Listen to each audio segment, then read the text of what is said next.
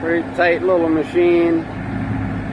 Most of the pins and bushings have all been done in the boom stick and all that.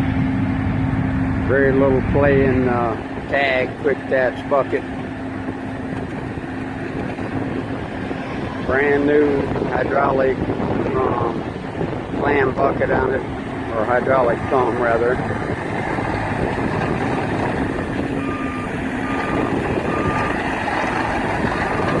Low and high speed work very good. Cutting edge is good on the blade, just a couple dents on top.